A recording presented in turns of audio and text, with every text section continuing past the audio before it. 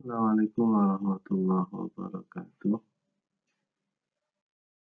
Saudara-saudara mahasiswa yang saya hormati, dalam presentasi kali ini saya akan menyampaikan terkait konsep dasar statistik pendidikan. Dalam presentasi kali ini saya akan menyampaikan pengantar terkait apa yang akan kita lakukan selama 1 semester ke depan, dan ini adalah konsep-konsep dasarnya. Tidak semua pasti, karena masih di sana sini terdapat keterbatasan waktu dan keterbatasan media untuk saya menyampaikan terkait konsep dasar pendidikan. Untuk mahasiswa sangat disarankan untuk membaca bab-bab awal dari buku-buku statistik pendidikan tentang pengertian statistik, ilmu statistik, fungsi dan peran statistik dalam pendidikan, dan konsep-konsep dasar yang lain. Di sini saya hanya akan menyampaikan terkait sedikit saja terkait konsep dasar statistik pendidikan, dari mulai pengertian, kemudian prinsip atau karakteristik, terus kemudian nanti peran dan fungsinya dalam penelitian pendidikan khususnya, kemudian nanti ada jenis-jenis statistik dan data penelitian. Baik, saya mulai saja.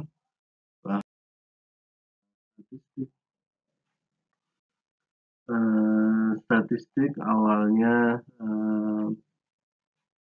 merupakan pengumpulan data untuk kepentingan negara, karena ada yang berpendapat atau banyak yang bahwa statistik berasal dari kata state atau status, yang dimaknai secara bahasa sebagai sebuah negara. Di awalnya memang statistik merupakan atau data-data statistik adalah data-data yang dikumpulkan untuk kepentingan negara, seperti jumlah penduduk, penghasilan, terus kemudian berapa jumlah anak-anak, berapa jumlah laki-laki, berapa jumlah perempuan, berapa pertumbuhan ekonomi dan sebagainya, yang semuanya itu adalah untuk kepentingan negara. Nah, sebagai sebuah ilmu, statistik adalah cabang dari keilmuan matematika yang terkait dengan bilangan ataupun hubungannya dengan data metrik atau data ukuran. Kalau cabang cabang matematika terkait bangun ruang, kita kenal geometri. Terus kemudian kita kenal cabang matematika aljabar. Nah, statistik adalah salah satu cabang yang spesifik membahas terkait dengan data bilangan, data dalam bentuk angka, dan hubungannya terhadap data yang diambil dari pengukuran. Nah, berkembang di era sekarang, statistik sebagai sebuah metode untuk kegiatan-kegiatan seperti mengumpulkan data, menyusun data, menyajikan data, menganalisis data, dan kemudian menginterpretasikannya. Jadi 5 kegiatan ini meskipun pada beberapa kasus tidak semuanya ada, ada data dikumpulkan, kemudian susun tanpa disajikan dulu, kemudian dianalisis dianalisis kemudian diinterpretasikan. Ada juga kegiatan statistik hanya mengumpulkan data, kemudian data disusun, kemudian data disajikan tanpa kemudian melakukan analisis lebih lanjut. Tetapi ketika kegiatan-kegiatan itu, tahapan-tahapan itu merupakan tahapan-tahapan atau kegiatan-kegiatan yang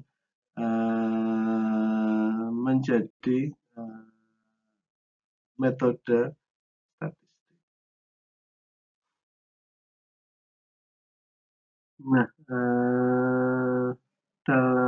kalau kita ngomong statistik pendidikan, apa statistik pendidikan? Tentu saja tadi kegiatan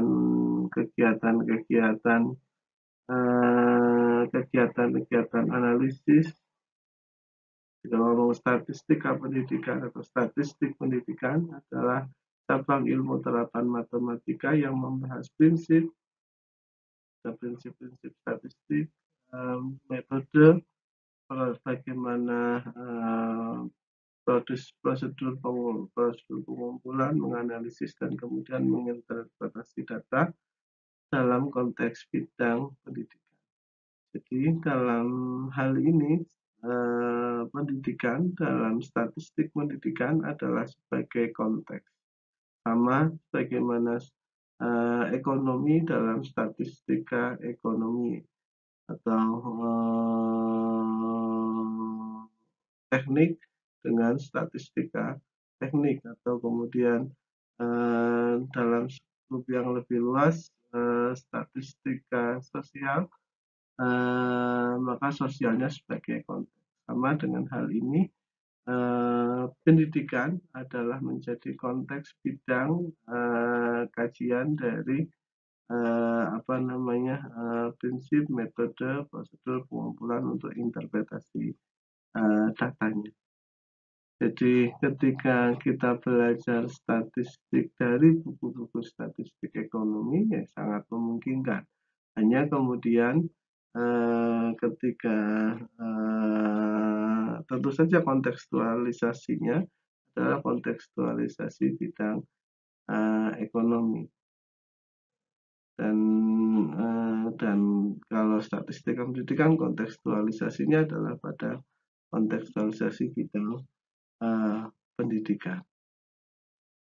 Jadi kita bisa saja belajar dari statistika ekonomi untuk ilmu statistiknya, kemudian karena rumus-rumusnya sama, terus kemudian pendekatan langkah-langkah pengumpulan data, langkah-langkah melakukan analisis, menyajikan data grafik di statistika pendidikan tentu saja tidak akan jauh berbeda dengan grafik di statistika ekonomi ataupun di statistika di bidang keilmuan yang lain, karena statistika dalam ini adalah pada kontekstualisasinya saja.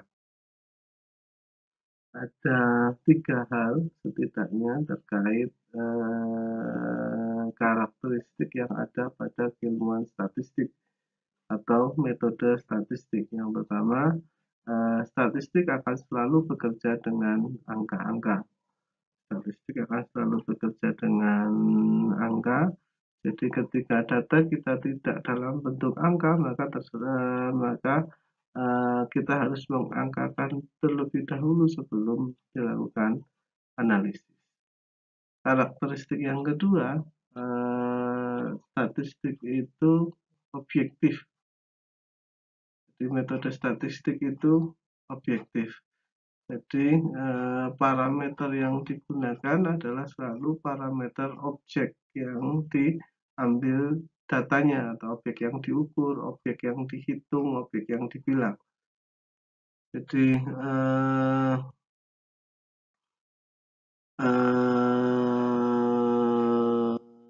ketika kita mengukur berat beras gitu ya, berat beras atau berat sesuatu benda, begitu sepanjang bendanya sama, dalam ukuran yang sama ditimbang akan relatif sama, dan ketika terjadi kekeliruan atau terjadi ketidaksamaan hasil ukuran, yang perlu dipertimbangkan kesalahannya itu adalah apakah kesalahannya ada pada saat pengukurannya atau ada pada alat ukurnya. Jadi karena itulah statistik bersifat objektif. Yang berikutnya, statistik itu memiliki karakteristik yang universal. Grafik suatu tampilan grafik itu akan bisa dipahami oleh atau akan bisa dipahami secara luas, akan bisa dipahami secara luas sebagai gambaran. Ketika misalnya ada grafik diagram seperti ini ada 77, maaf, ini ada misalkan 17%, ini ada 83%. Ini adalah grafik misalnya tentang kepuasan mahasiswa. Dengan begini saja, misalkan ini dikatakan puas, ini dikatakan tidak puas. Ini akan berlaku universal dan dapat dengan mudah dipahami oleh orang lain lintas daerah, tidak terbatas pada kesukuan, negara, wilayah, tidak terbatas. Nah, itulah sifat universal. Ketika ada problem, paling ada pada problem bahasa, ketika grafiknya akan berlaku secara universal. Jadi rumus dan karakteristik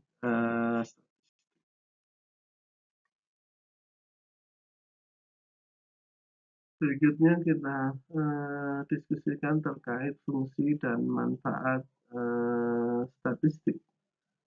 Fungsi dan manfaat statistik yang pertama adalah efisiensi.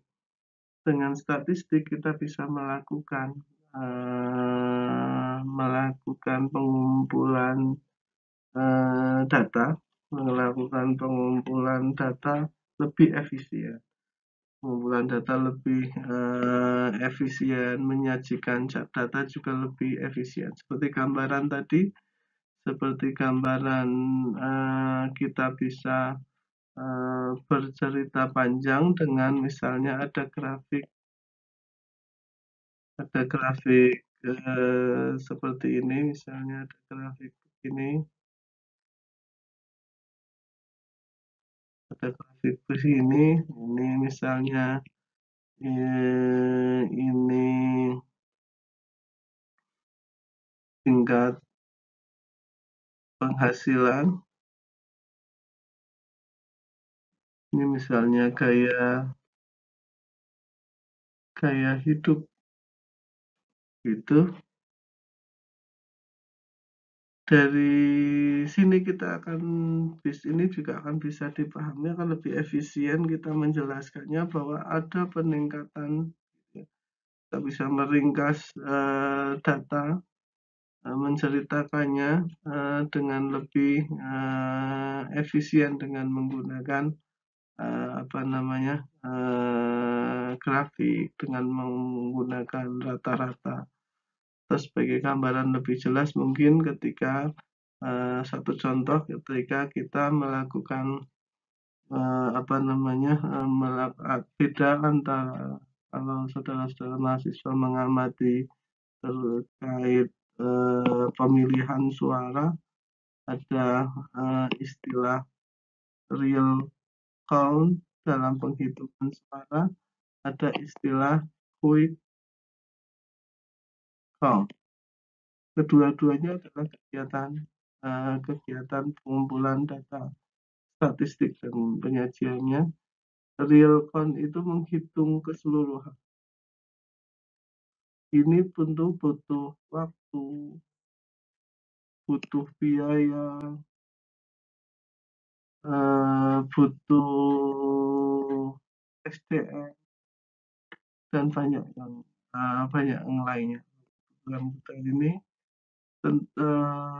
akan jauh lebih besar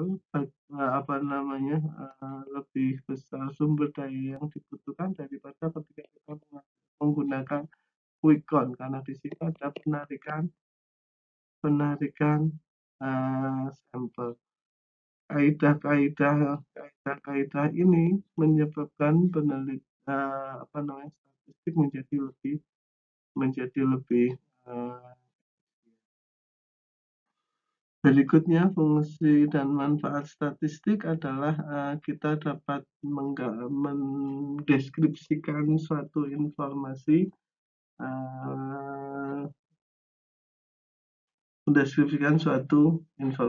bisa dalam bentuk grafik, bisa dalam bentuk tabel. Itu akan sangat informatif tabelnya, gitu ya.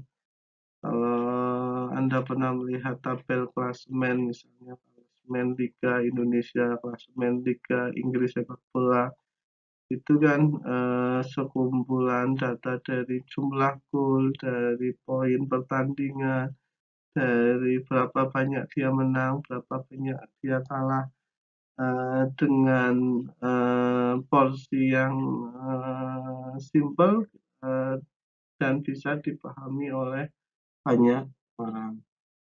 Kemudian dengan statistik kita bisa melakukan komparasi.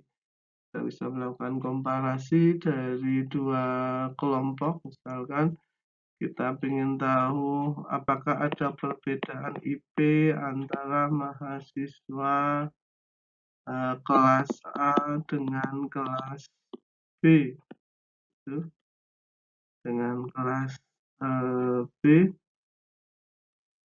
itu dengan menggunakan statistik, ketika kita punya data IP kelas A, terus kita punya data IP kelas B, kita akan bisa melihat ada perbedaan rata-rata atau tidak.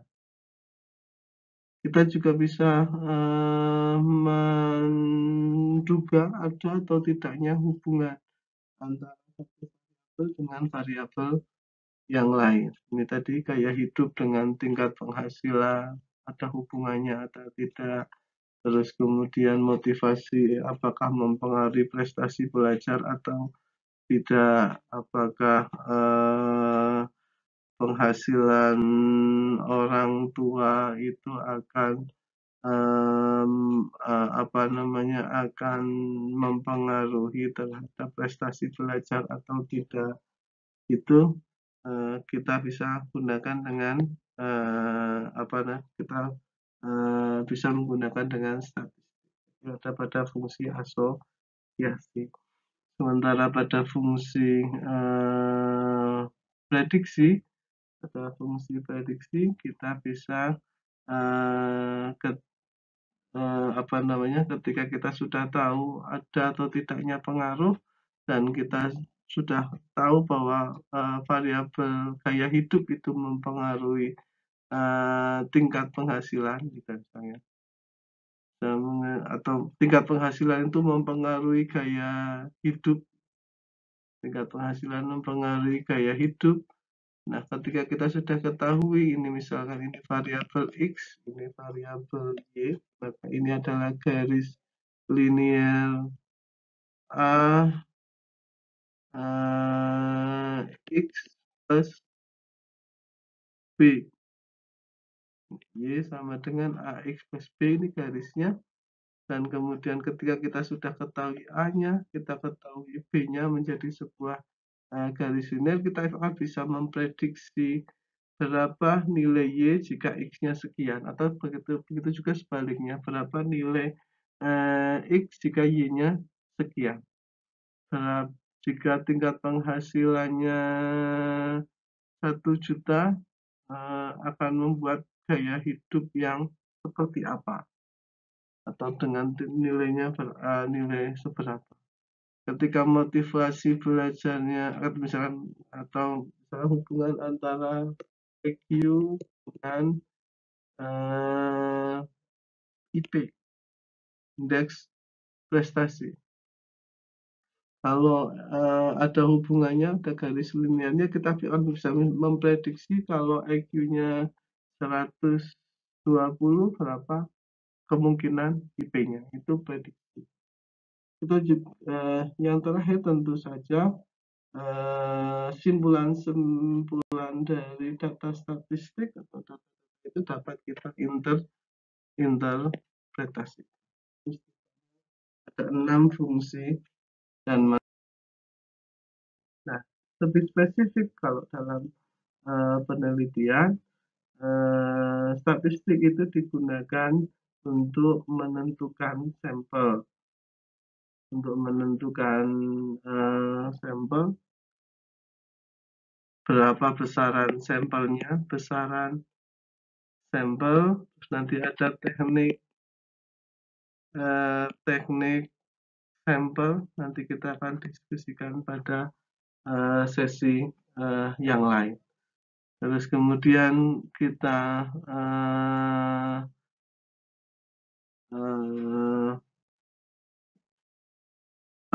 bisa, atau statistik dalam penelitian itu pada validasi instrumen, karena ini sangat penting. Jadi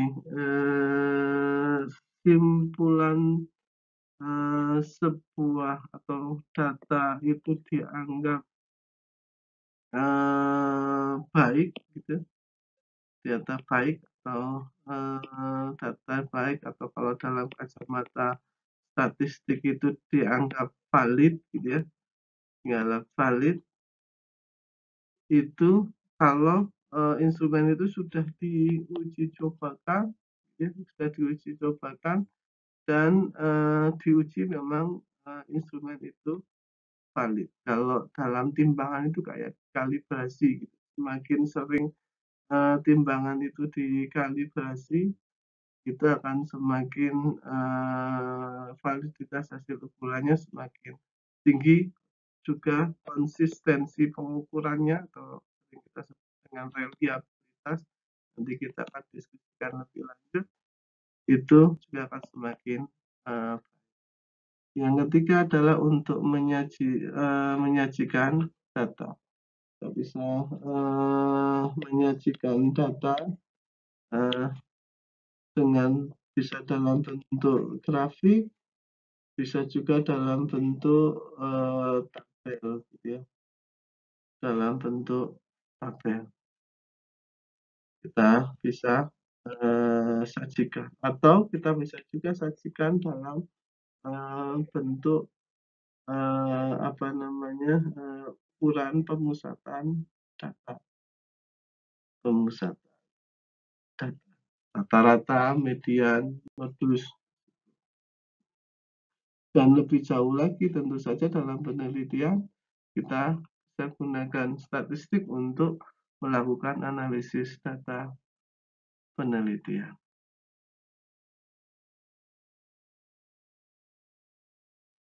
Nah, secara umum nanti kita akan diskusikan lebih lanjut. Metode statistik itu terbagi menjadi 2. Yang pertama adalah statistik deskriptif. Statistik deskriptif adalah statistik yang hanya digunakan untuk menyajikan data atau summarize data.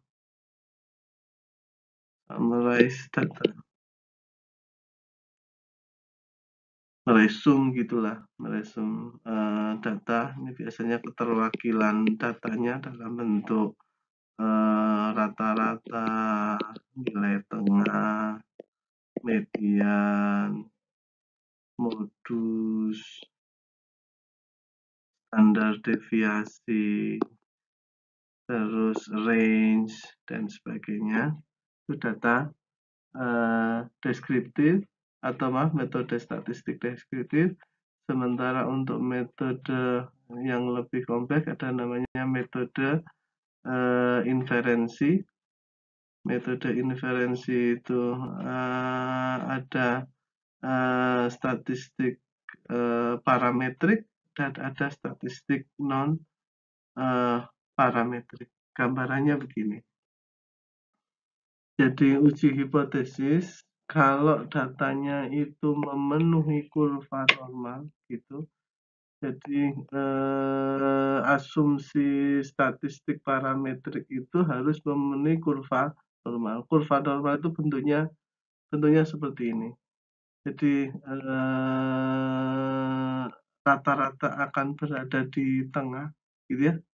Rata-rata akan berada di tengah, terus kemudian luasan atau besaran wilayah di sekitar rata-rata itu akan lebih besar daripada nilai ekstrim yang ke kanan maupun nilai semakin ekstrim tertinggi. Gampangnya begini, kalau asumsinya orang intelijensi rata-rata akan jauh lebih besar daripada orang-orang jenius yang jumlahnya lebih sedikit dan orang-orang yang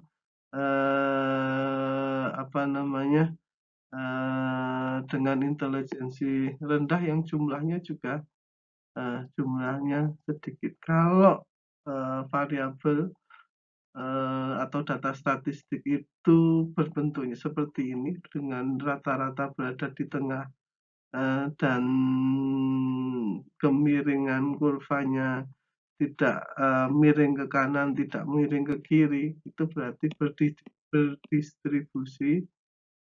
berdistribusi normal. Nah, ketika berdistribusi normal, maka inferensi yang digunakan adalah inferensi statistik. Pengujiannya menggunakan pengujian alfa. Nanti kita akan bahas lebih lanjut. Terus kemudian ketika tidak memenuhi ini, maka menggunakan non parametrik. Itu gambarannya, tapi nanti detailnya kita akan bahas. Terus kemudian data statistik itu ada data nominal, ada data ordinal, ada data interval, dan ada data rasio. Data statistik nominal itu kalau datanya dalam bentuk simbol saja, tidak menunjukkan peringkat, tidak berbentuk peringkat. Contohnya adalah jenis kelamin misalnya. Jenis kelamin kita kuantifikasikan kan ada laki-laki, ada perempuan. Kalau laki-laki di skor 1, perempuan di skor 2, 2 tidak berarti lebih besar dari 1. Begitu sebaliknya, 1 tidak akan lebih kecil daripada 2. Itu ini hanya sebagai simbol saja. Kemudian contoh yang lain misalnya asal daerah, misalkan asal daerah itu misalnya kalau kabupaten A dengan satu kabupaten B, kemudian kita kuantifikasikan menjadi 2 dan seterusnya, itu pun tidak menunjukkan peringkat apa hanya sebagai simbol saja. Kalau angka-angka itu sudah berbentuk simbol, kalau angka-angka itu sudah berbentuk simbol, kalau angka itu sudah berbentuk peringkat, maka sudah namanya data statistik ordinal atau skala ordinal. Artinya ini adalah skala peringkat. Skala peringkat. Misalnya apa namanya? Ini tinggi, rendah, ini tinggi badan misalnya ya. Ini tinggi badan, ada tinggi, rendah, ini tinggi, sedang, rendah. Tinggi itu tentu saja peringkat 1, ini peringkat 2, ini peringkat 3. Ini tentu saja peringkat paling tinggi, ini peringkat nomor 2, ini peringkat 3. Atau kalau pengen yang lebih besar berarti ini 3, ini 2, ini 1. Otomatis ini akan lebih tinggi daripada 2, 2 akan lebih tinggi dari 1. Ini peringkatnya. Tinggi badan. Terus kemudian tapi kita tidak tahu berapa jarak dari tinggi ke sedang ke rendah itu berapa sentimeter, kita tidak tahu. Itu namanya peringkat ordinal. Sementara kalau peringkat sudah diketahui jaraknya, peringkat sudah diketahui jarak antar peringkat, itu disebut dengan interval. Misalnya nilai lebih dari 80 itu 70 sampai 80 itu B, 60 sampai 70 itu C, seterusnya. Kemudian ini di skor 3, ini di skor 2, ini di skor 1.